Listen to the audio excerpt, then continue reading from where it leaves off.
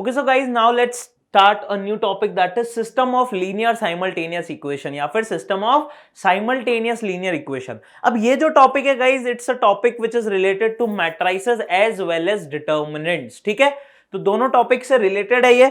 चलो, बहुत इंपॉर्टेंट है, जेई में डायरेक्ट क्वेश्चन आता है इस टॉपिक से, तो आप बहुत अच्छे से समझिए. Let's see. So first of all, if I talk about the system of linear simultaneous equation, इसका मीनिंग क्या है? तो यार, लीनियर इक्वेशन आप लोग बचपन से पढ़ते आ रहे हैं ना, 9-10 से हम लोग पढ़ते आ रहे हैं कि अगर ऐसी कोई भी इक्वेशन दिखी हमें, है ना, ऐसी कोई भी हमें इक्वेशन दिखती थी तो उन्हें हम क्या बोलते हैं? Linear equation. राइट? क्यों लीनियर बोलते हैं? क्योंकि यहां पर वेरिएबल की जो पावर है वो क्या है बेटा? This is 1.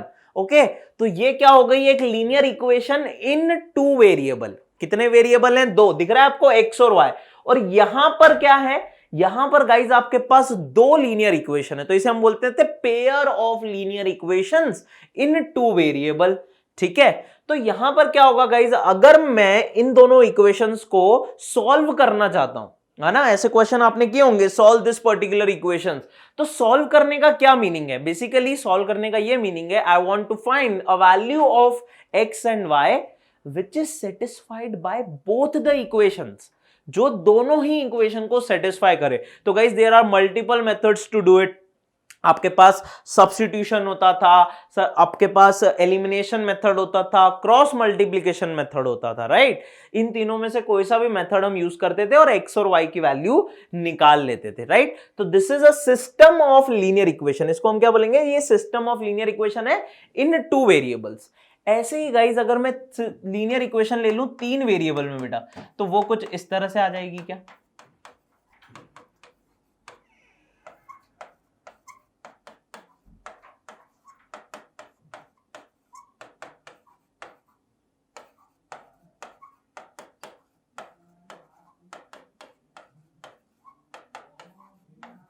Right? So here you can clearly see we have 3 linear equations in 3 variables x, y, z. Okay, so this is also called as a system of linear equation. ठीक है, तो अब इस पर्टिकुलर टॉपिक में हम लोग क्या करने वाले हैं? We are going to discuss about solutions of system of linear equation.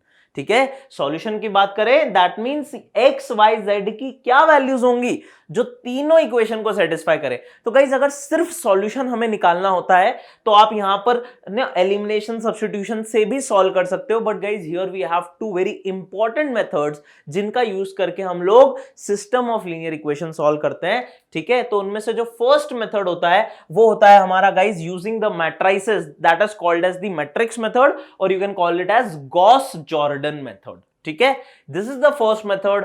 And second method which is the most important one, JEE में आप मान के चलिए इससे क्वेश्चन डिटर्मिनेंट पे हमें आता ही आता है, that is called as the Cramer's rule for solving system of linear equation. ठीक है, तो अभी हम guys one by one we will discuss both these methods. So the first method guys, before starting the solution, let us first discuss about some important terms, some important terminologies which we are going to use over here, है ना. यहां पर हम कुछ terms का बहुत frequently use करते हैं, कुछ टर्म्स आप 9th 10th से जानते आ रहे हो और कुछ टर्म्स आपके लिए नहीं होंगी. तो गाइज, जो पहली टर्म है that is called as the consistent.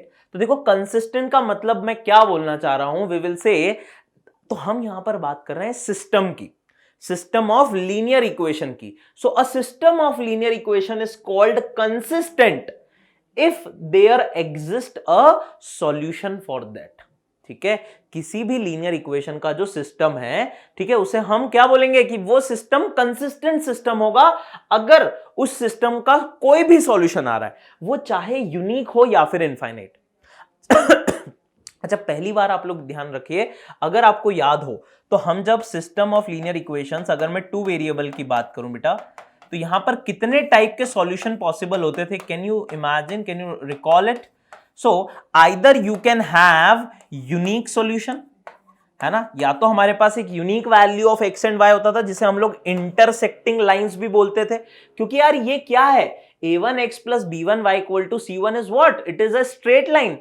Right, it's a linear equation, so it will be a straight line. तो ये 2 लाइंस की इक्वेशन है. और दो लाइंस का अगर हमें यूनिक सॉल्यूशन मिल रहा है, that means there is one value of x and y which is satisfied by both the equations, yes और नो, राइट। तो हम यहां पर क्या बोलते हैं कि इस सिस्टम का एक यूनिक सॉल्यूशन हो सकता है या फिर इसके इनफाइनाइट सॉल्यूशन भी हो सकते हैं। इनफाइनाइट सॉल्यूशन कब होते थे? जब हमारी लाइंस कैसी होती थी गाइस? Coincident, right. एक के ऊपर एक लाइन आ गई तो यार इन लाइंस पे लाई करने वाला हर पॉइंट एक सॉल्यूशन है, and if infinite points are the solution we can say there are going to be infinite solutions, right. और थर्ड गाइस, यहां पर third we have is no solution. हम लोग बोल सकते हैं कि ऐसा सिस्टम हो, ऐसी दो इक्वेशंस हैं जिनका कोई भी सॉल्यूशन पॉसिबल नहीं है। तो ऐसा ज्योमेट्रिकली कब होगा गाइस? जब दोनों लाइंस बेटा हमारी कैसी हो जाएं? Parallel lines. Okay, so if two lines become parallel, right, if two lines become parallel then we can say that this system will have no solution, right। तो ये तीन टाइप के बेटा ये तीन टाइप के सॉल्यूशंस यहां पर हमारे पास पॉसिबल होते हैं। Either system will have unique solution, और it will have infinite solution, और it will have no solution, कोई भी सॉल्यूशन नहीं हो, ठीक है। अब ये तीनों टर्मिनोलॉजीज की अगर हम बात करें तो guys if I talk about system of linear equation, है ना, अगर बेटा मैं सिस्टम ऑफ लीनियर इक्वेशन की बात करता हूं, so every system either it will be a consistent system or it will be a inconsistent system, ठीक है। तो ये दो टर्मिनोलॉजी हमारे लिए बहुत इंपॉर्टेंट है, that is consistent and inconsistent. Okay, so these are related with system. System means हमारा लीनियर इक्वेशन। जैसे यहां पर हम दो लीनियर इक्वेशंस की बात कर रहे हैं, same thing we can say for system of linear equations with three variables, right. जो अभी हमने तीन इक्वेशंस देखी थी तीन वेरिएबल के साथ। तो अगर सिस्टम ऑफ लीनियर इक्वेशंस है तो या तो बेटा वो कंसिस्टेंट होगा या इनकंसिस्टेंट होगा। अच्छा, अब कंसिस्टेंट सिस्टम कब होगा? तो वही यहां लिखा है, कंसिस्टेंट सिस्टम तब होता है जब उसका सॉल्यूशन एग्जिस्ट करे। अब वो यूनिक भी हो सकता है और इनफाइनाइट भी हो सकता है। देखो कभी भी दो नहीं आ सकते सॉल्यूशन। आप ऐसा सोचो कि सर दो भी तो हो सकते हैं सॉल्यूशन, तीन भी तो हो सकते हैं, नहीं हो सकते यार, नहीं हो सकते। आप बताओ मुझे यहां पर क्या दो लाइंस को आप सोच सकते हो ज्योमेट्रिकली कि वो दो बार इंटरसेक्ट करें? हाँ, ऐसे घुमाना पड़ जाएगा, विच इज नॉट राइट ना। ये दो लाइंस हैं, या तो ऐसी इंटरसेक्ट करेंगी या एक के ऊपर एक आ जाएंगी या फिर पैरेलल होंगी। आपको अगर मैं बोलूं कि यार कोई फोर्थ केस सोचो, तो क्या आप सोच पाओगे? हो ही नहीं सकता। यही तीन केस होने हैं। तो या तो यूनिक सॉल्यूशन आना चाहिए, या फिर इनफाइनाइट, या फिर no solution, right. So if a solution exist and that is happening for these two cases, either a unique or infinite solution, then we can say कि सर मेरा सिस्टम जो है वो एक consistent system है, right? So my system will be called consistent system if it has either unique or infinite solution. अच्छा, और sir inconsistent कब बोलेंगे? तो जब यार सिस्टम का कोई भी सॉल्यूशन नहीं होगा, then it will be called as inconsistent system. सीधी सी बात है, राइट। तो दो टर्मिनोलॉजी यहां पर हमें दिख रही है, या तो सिस्टम कंसिस्टेंट होगा या फिर इनकंसिस्टेंट होगा। कंसिस्टेंट कब होगा? When it either we have unique और इनफाइनाइट सॉल्यूशन, एंड इनकंसिस्टेंट कब होगा? जब हमारा कोई भी सॉल्यूशन नहीं होगा, ठीक है। तो ये दो टर्मिनोलॉजीज गाइस हमने यहां पर सीख ली हैं, right. That is first one is a consistent and second one is a inconsistent. Okay, so these two types of system you have to remember. ये टर्मिनोलॉजी है। तो पहले वाले में सॉल्यूशन एग्जिस्ट होना चाहिए कंसिस्टेंट में, और यहां solution does not exist. Solution exist कब होगा? आइदर यूनिक और इनफाइनाइट, और नहीं इनकंसिस्टेंट कब होगा? When I have no solution. Clear these two terminologies? Okay, the next terminology is guys basically homogeneous equations. तो होमोजीनियस इक्वेशंस क्या होती हैं? तो बेटा यहां पर लिखा है कांस्टेंट टर्म्स आर जीरो। तो अभी जो इक्वेशन हम मान रहे थे a1x plus b1y equal to c1, तो अगर c1 कांस्टेंट की जगह में जीरो पुट कर दूं, और दूसरी इक्वेशन में भी c2 कांस्टेंट की जगह अगर मैं जीरो पुट कर दूं, तो guys if I don't have any constant term, अब आप बोलोगे सर ये a1 a2 b1 b2 ये भी कांस्टेंट है। ये कांस्टेंट नहीं है, ये कोफिशिएंट्स हैं वेरिएबल के। कांस्टेंट टर्म तो C1 C2 वाली होती थी, तो अगर कांस्टेंट टर्म बेटा मेरा 0 हुआ तो मैं क्या बोल दूंगा कि सर ये एक होमोजीनियस सेट ऑफ इक्वेशंस है। ओके, ये कैसी इक्वेशंस हैं? ये होमोजीनियस सेट ऑफ इक्वेशंस है guys, the third terminology. And guys the fourth one, and it is a important one, that is trivial solution. बच्चे बहुत इसमें कंफ्यूज रहते हैं कि यार ये ट्रिवियल क्या होता है सर। बहुत सिंपल सी बात है, बहुत सिंपल सी बात है। तो ट्रिवियल सॉल्यूशन किसे बोला जाता है? जब किसी भी सेट ऑफ इक्वेशन में इधर वो 2 वेरिएबल है या फिर 3 वेरिएबल है, अगर सॉल्यूशन हमारा है all variable equal to 0, okay, if all variable 0 is your solution, then it is called as the trivial solution। क्या बात समझ में आई? जैसे कि मैं क्या बोलूं कि अगर मेरे पास बेटा एक ये इक्वेशन है और दूसरा ये इक्वेशन है, तो यहां पर क्या आपको क्लियरली दिख रहा है कि x equal to 0 and y equal to 0 are satisfying this system, right? So वो जो सॉल्यूशन आया है, यूनिक सॉल्यूशन है, x इक्वल टू 0 और y इक्वल टू 0, एक ही सॉल्यूशन आएगा इन दोनों इक्वेशंस का, आप देख लो ओरिजिन से पास होंगी, that is a trivial solution. Okay,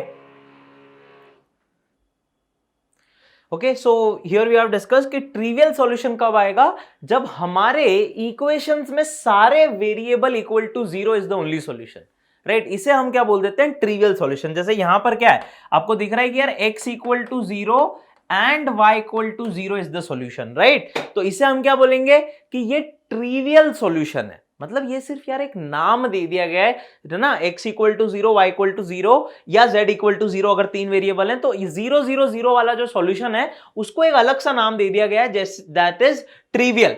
अच्छा, तो नॉन ट्रिवियल क्या होगा? इसके अलावा जो भी है वो नॉन ट्रिवियल है।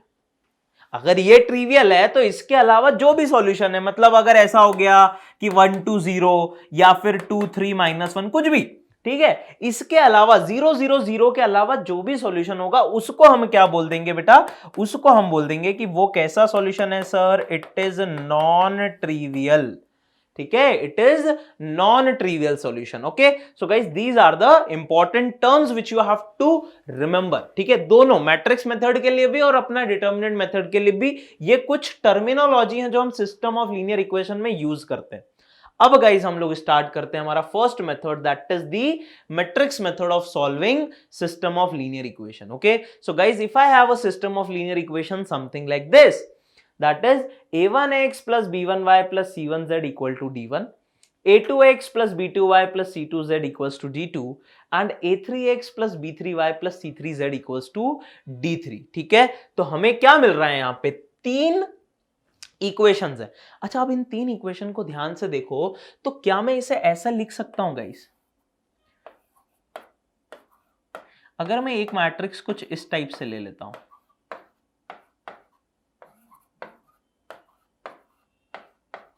राइट? तो ये मैट्रिक्स आपको क्या दिख रहा है? This matrix we are forming by taking the coefficients of x y z, right? अगर इस मैट्रिक्स को guys if I multiply with a matrix which is something like this, can you see on multiplying these two matrix I will get these 3 equations. देखो, a1x b1y plus c1z, तो पहला element आ जाएगा a1x plus b1y plus c1z। दूसरा element क्या आएगा? a2 into x b2 into y c2 into z, तो second linear equation आ गई। और a3 into x b3 into y c3 into z, तीसरी लीनियर इक्वेशन आ गई, LHS part, right? So I can say this LHS part can be written as multiplication of these 2 matrices, और RHS part को एक हम 3x1 का एक और मैट्रिक्स बना देते हैं, that is of the constant matrix d1 d2 d3। So this system of linear equation in the matrix form, I can write it like this. And guys, now if you see, so I can call it as a matrix A. Okay, the matrix formed by the coefficients of x, y and z. The coefficients of x, y, z. This matrix is the variable matrix X. इसे हम क्या बोलते हैं? Variable matrix. Variable matrix क्यों? क्योंकि यार ये सारा जो कैलकुलेशन है वो किसके लिए हो रहा है? ये अननोन फाइंड करने के लिए तो हो रहा है, एक्स वाई जेड फाइंड करने के लिए तो हो रहा है, सॉल्यूशन के लिए, राइट? तो ये हमारा अननोन मैट्रिक्स ए हो गया, और इसे कुछ भी एक कांस्टेंट मैट्रिक्स हम लोग बी बोल देते हैं। Okay, so what I am here able to see that this system of linear equation, right? This system of linear equation, I am able to convert it into a matrix equation that is A into X equal to B. मैं इसे क्या कर पा रहा हूं? I am able to write it as AX equal to B. अब मुझे बताओ क्या निकालना था बेटा? You have to find value of this X. हमें क्या करना था? हमें इस x की वैल्यू फाइंड करनी थी। तो अब x की वैल्यू कैसे फाइंड करते हैं देखते हैं गाइस। तो यहां पर मैंने क्या बोल दिया, मेरे पास तीन मैट्रिक्स हो गए, A formed by the coefficient, the matrix X, the unknown matrix X formed by the variables X, Y, Z, and the constant matrix B that is D1, D2, D3. Okay, so I am getting this equation that is AX equal to B. अब हमें क्या find करना है? हमें क्या find करना है? हमें x फाइंड करना है। यस और नो? एक्स वाई जेड की वैल्यू फाइंड करनी है, मतलब ये मैट्रिक्स x फाइंड करना है। अभी x मैट्रिक्स कैसा आएगा? तो सर आप बोलेंगे कि सर a से डिवाइड कर दो, है ना, b अपॉन a। यार मैंने आपको बता रखा है there is no operation of division in matrices, right? तो b upon a will be meaningless. तो फिर क्या करें सर? तो यार देखो, अगर मैं if I multiply both the sides with A inverse, और कैसा मल्टीप्लीकेशन करूं? Pre multiplication. इसका मतलब अगर कुछ इस टाइप से, right, if I multiply A inverse both the sides, तो guys A inverse into A क्या हो जाएगा? It will be identity matrix, right? Inverse of a matrix multiplied with itself, so it will be identity matrix. तो ये हो जाएगा हमारा identity matrix I. Okay, so I into X is coming A inverse into B. अच्छा, any matrix multiplied with identity matrix is the matrix itself. तो क्या यहां से आपको दिख रहा है कि बेटा X की वैल्यू कितनी आ रही है? A inverse into B. X is what? X is your unknown matrix जो हमें फाइंड करना था, है ना? तो उसकी वैल्यू आ रही है A इनवर्स इंटू B। अच्छा, A मैट्रिक्स हमारे पास था, इसका इनवर्स हम फाइंड कर सकते हैं, और अगर मैं उसे बेटा इस matrix the constant matrix B से मल्टीप्लाई कर देता हूं, तो जो मैट्रिक्स मेरे पास आने वाला है that will be my unknown matrix. तो क्या आपको दिख रहा है कि सिस्टम ऑफ लीनियर इक्वेशन को मैं किस मेथड से सॉल्व कर रहा हूं? मैट्रिक्स की हेल्प से, है ना? मैंने क्या बोला? अच्छा, इसको ऐसे लिख लेते हैं AX इक्वल टू B। अब दोनों तरफ इनवर्स मल्टीप्लाई किया तो X इक्वल टू क्या आ रहा है? A inverse B। लेकिन यहां एक बात गाइस आपको याद रखनी है, क्या मैंने कोई गलती की है क्या यहां पर? हाँ, have I made any kind of mistake over here? Mistake तो नहीं की, लेकिन एक कंडीशन हम भूल गए। हमने इनवर्स मल्टीप्लाई तो कर दिया, लेकिन ऐसा भी तो हो सकता है कि सर इनवर्स एग्जिस्ट ही ना करें। तो ये सॉल्यूशन कब ट्रू है? जब हमारा इनवर्स एग्जिस्ट करे। इनवर्स कब एग्जिस्ट करेगा? जब डिटर्मिनेंट A की वैल्यू नॉट इक्वल टू 0 होगी, है ना? और ऑब्वियसली A बेटा आपका स्क्वायर मैट्रिक्स होना चाहिए, है ना? ये आपका स्क्वायर मैट्रिक्स होना चाहिए, तभी हम इनवर्स निकाल सकते हैं। तो वो तो ऑब्वियसली इन्वर्टिबल मैट्रिक्स की कंडीशन है। और x को A इनवर्स B कब बोलेंगे? जब डिटर्मिनेंट A इक्वल टू 0 होगा। तो गाइज यहां से आप सॉल्यूशन निकाल सकते हैं, exact values of x y z। But मैं आपको बताता हूं, हम ना सिस्टम ऑफ लीनियर इक्वेशन जो टॉपिक है, इसमें हम एग्जैक्ट सॉल्यूशन के हमारा इंटरेस्ट कभी नहीं होता। अच्छा, तो सर फिर अभी तक क्यों इतनी बातें कर रहे थे? हाँ, अभी तक तो हम एक्स वाई जेड के पीछे पड़े थे, अब आप बोल रहे हो उसमें इंटरेस्ट ही नहीं है। क्यों नहीं है interest? Why we are not interested in that? Because we are more interested in the type of solution. Type of solution बोले तो क्या यूनिक सॉल्यूशन आ रहा है, क्या इनफाइनाइट सॉल्यूशन आ रहे हैं, या फिर नो सॉल्यूशन है। Okay, so instead of the exact solution, we are more worried about the nature of the solution, right? कि वो unique होगा, वो infinite होगा, या फिर वो no solution होगा, या फिर the system is consistent or inconsistent. Okay, so we are more worried about the nature. And guys, if you have to find exact solution, this is how you can do it. Obviously, this condition has to be true. Okay, invertible होना चाहिए तभी ये answer correct है, otherwise नहीं। अब अगर equal to 0 आ गया तो क्या होगा सर? तो वही अब हम लोग डिस्कस कर रहे हैं guys. Let's see the nature of solution. So the first condition is if determinant A is not equal to 0। So if it is not equal to 0 guys, यहां पर हम क्या बोलेंगे? We will get a unique solution, क्योंकि x का value कितना आ रहा था बेटा? x, that is the unknown matrix, it was coming A inverse into B, right? So you can clearly see you will get the unique values of x, y and z. X जो matrix था हमारा x y Z का column matrix, उसकी unique values आएंगी, और अगर unique value आ रही है तो सॉल्यूशन कैसा हो जाएगा, यूनिक सॉल्यूशन हो जाएगा। अच्छा गाइस एक बात बताइए, if you are getting a unique solution, क्या मैं बोलूं कि ये सिस्टम कैसा सिस्टम होगा, सॉल्यूशन आ गया, that means sir this is a consistent system, yes और नो, राइट? अगर सॉल्यूशन आ गया इसका मतलब सिस्टम कैसा है, system is a consistent system. Okay, so guys if determinant a is not equals to 0, you have to understand that you will get a unique solution and you can say it will be a consistent system. This will be the solution. Okay, if you need exactly solution, system will be consistent. Okay, अब guys next case देखते हैं हम, अगर determinant a 0 हो गया, तो determinant a 0 होने के देखो दो चीजें हैं। अगर मैं यहां पर x की बात करूं बेटा, x was what, x was a inverse into b. A inverse, can I write it as adjoint a upon determinant a, right? x क्या होता था बेटा, adjoint a upon determinant a, this was the formula, into b. तो ये determinant a तो एक constant है ना, न्यूमरेटर में क्या है मेरे पास, adjoint a into b, तो ये एक कोई पर्टिकुलर मैट्रिक्स होगा, right? So this matrix upon this constant value is your x। But अगर यहां पर डिटर्मिनेंट की ही वैल्यू कैसी हो जाए, डिटर्मिनेंट की वैल्यू हो जाए हमारा इक्वल टू 0, ओके, तो डिनोमिनेटर तो 0 है, तो क्या बेटा आप डायरेक्टली यहां बोल दोगे कि solution will not exist?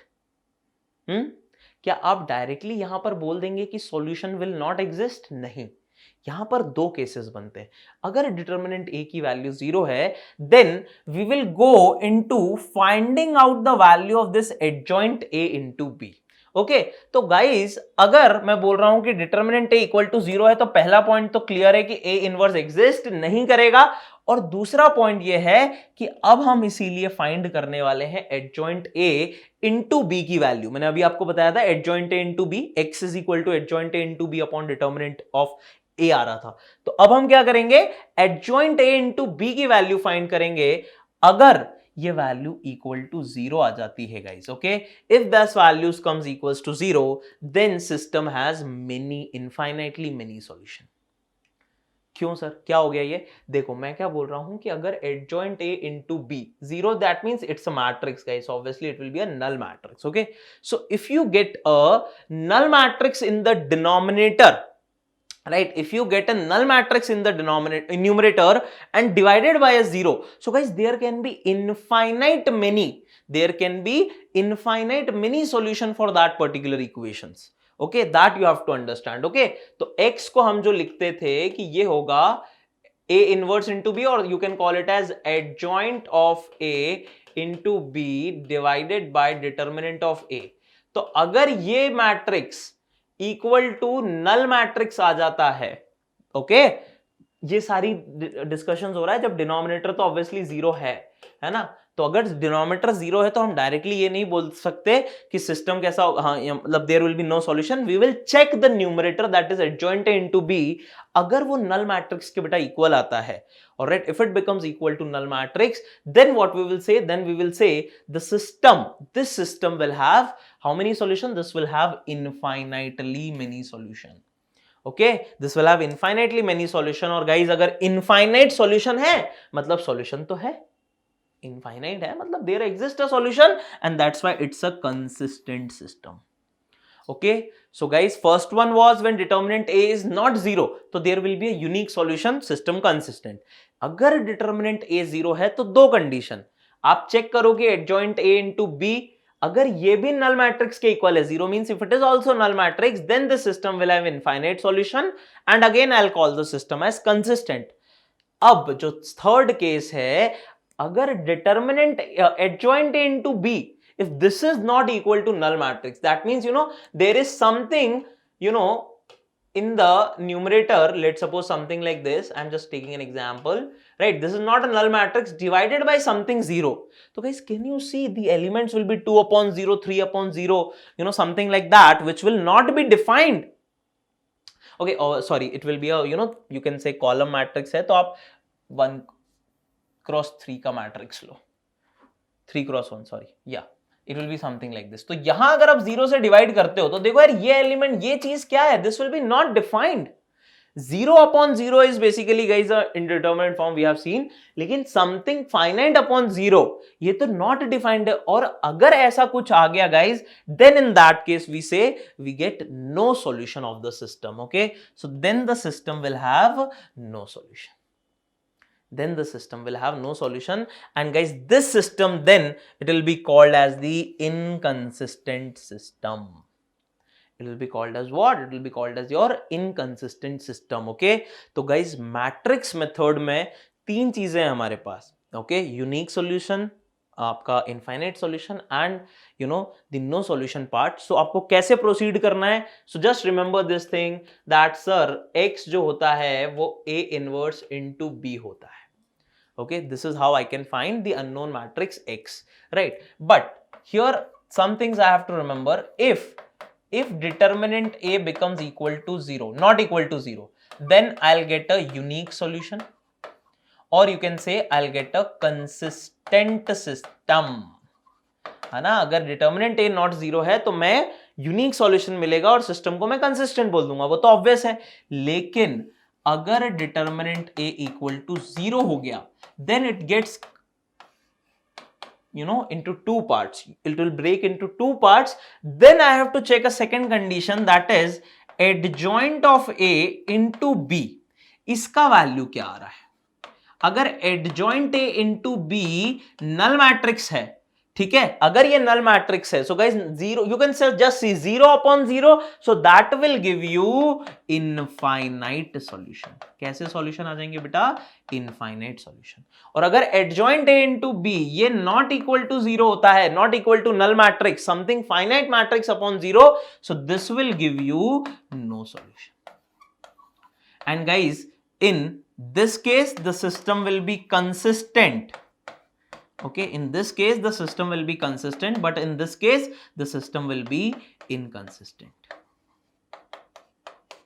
okay? So guys this approach you have to remember when you are solving using the matrix method, that is the Gauss-Jordan method, कि अगर determinant A पहले फाइंड करेंगे, not 0 है तो डायरेक्टली बोलना है, directly, कुछ check ही नहीं करना हमको।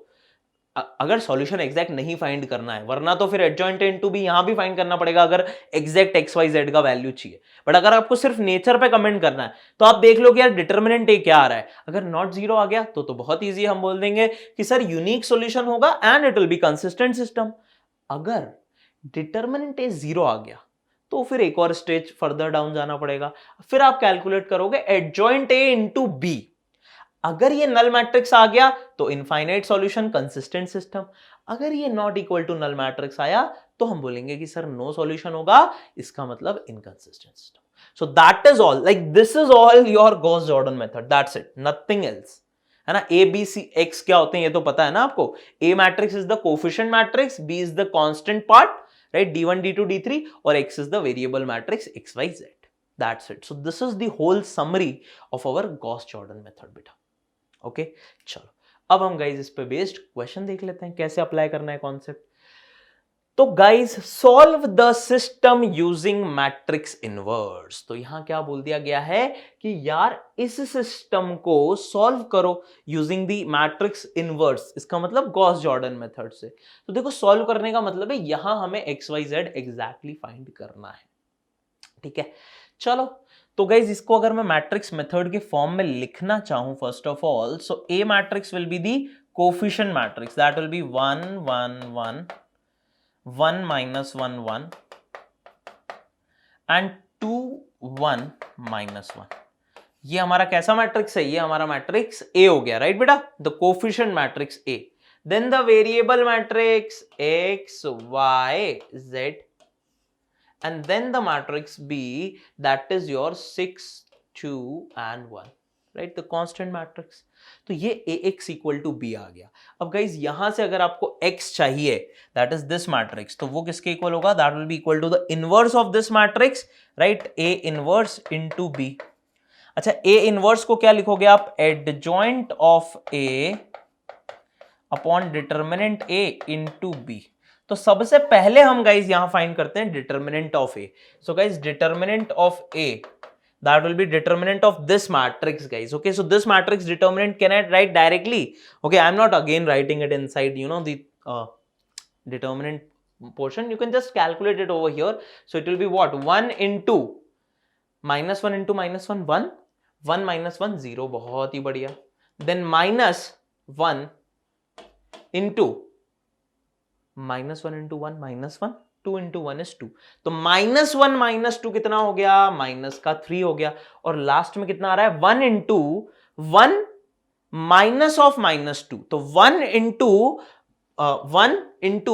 1 माइनस ऑफ -2. तो ये कुछ इस तरह से हो जाएगा. देख लो यार, अब इसको सॉल्व कर लो. 1 into 0 gone, -3 into -1 3, and this will be also 3. So 3 plus 3, can you see it is coming 6, which is not equal to 0. तो not equal to 0 इसका मतलब यूनिक सॉल्यूशन आ रहा है.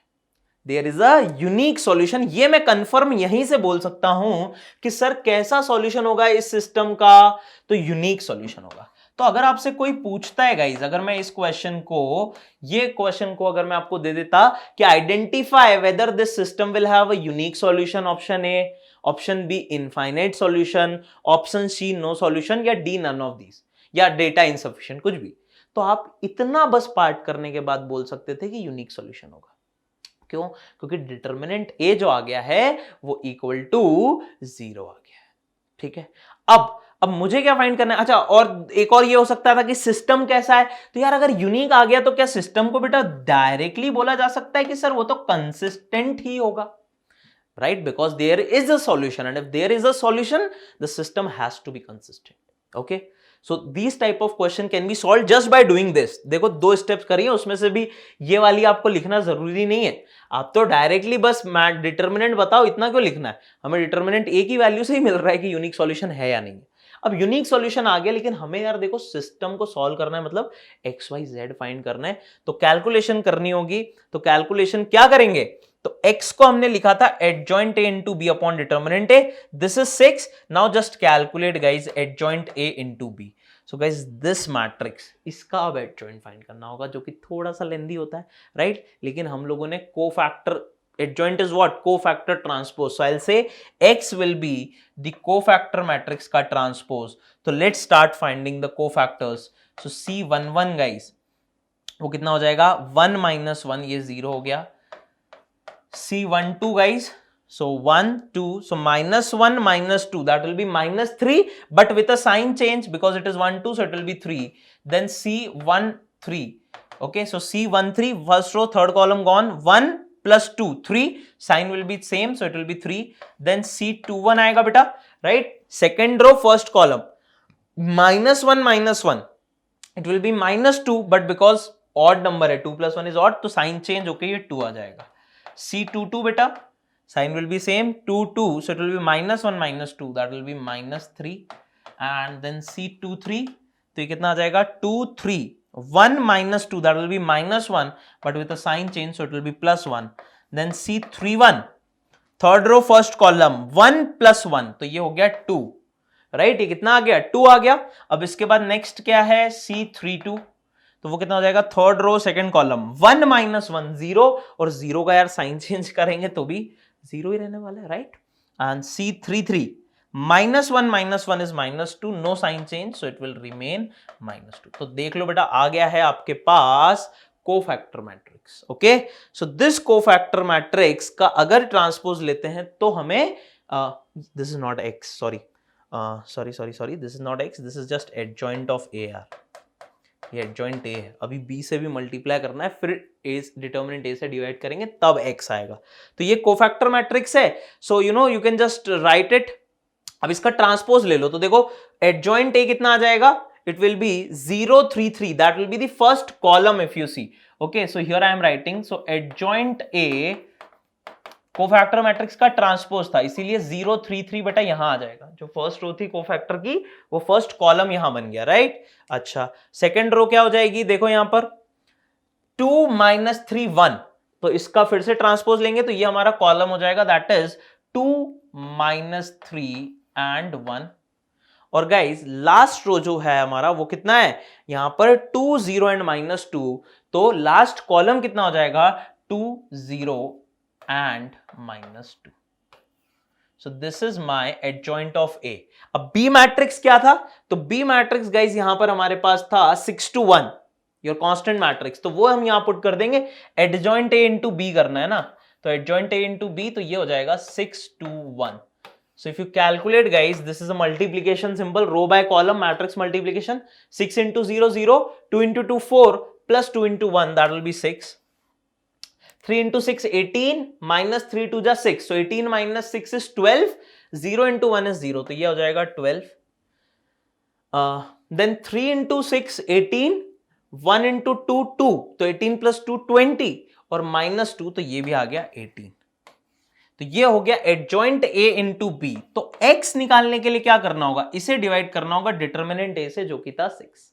तो राइट, ये एडजॉइंट A into B की value आ गई, उसे, ये B है बेटा, उसे डिवाइड, उसे डिवाइड कर दिया डिटर्मिनेंट A, दैट इज 6 से, तो x आ गया. तो गाइस बताइए मुझे x का वैल्यू कितना आ रहा है? It is coming 1 2 and 3. That means x equal to 1, y equal to 2. This is your unknown matrix X, which was equal to what? X, Y, Z के equal था ना ये. So if you compare these two, you can clearly say the solution of this system is X equal to 1, Y equal to 2, and Z equal to 3. Okay, so this is the matrix method of solving system of linear equation, or you can say Gauss-Jordan method. ठीक है, देखो ये 1 2 3 ना आप simple solution से भी find कर सकते हो, मतलब सब्स्टिट्यूशन वगैरह करके, है ना.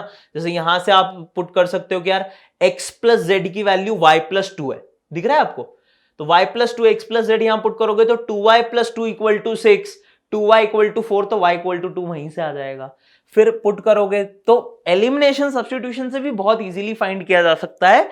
बट हमें क्या होता है कि कई बार इक्वेशन थोड़ी टफ होती है ना, तो हमें ये मैट्रिक्स या फिर डिटर्मिनेंट मेथड जो अभी हम डिस्कस करने वाले हैं उनका यूज करना हो. And in boards they just give you the question like do using only this method. Okay, तो फिर आपको इस तरह से बेटा पूरा सॉल्व करना ही होगा, there is no other way. Okay, चलिए let's see guys the next question. Okay, तो नेक्स्ट क्वेश्चन है 2x plus py plus 6z is equal to 8, x plus 2y plus qz equal to 5, x plus y plus 3z equal to 4. So you have again a system of linear equation in 3 variable. Now you have to identify for what value of q, p and q the system has unique solution. तो यार unique solution के लिए मैंने आपको बताया था the determinant of the coefficient matrix has to be not equal to 0. So guys, if you simply do it over here, the coefficient matrix is 2p6, 1 2q and 1 1 3.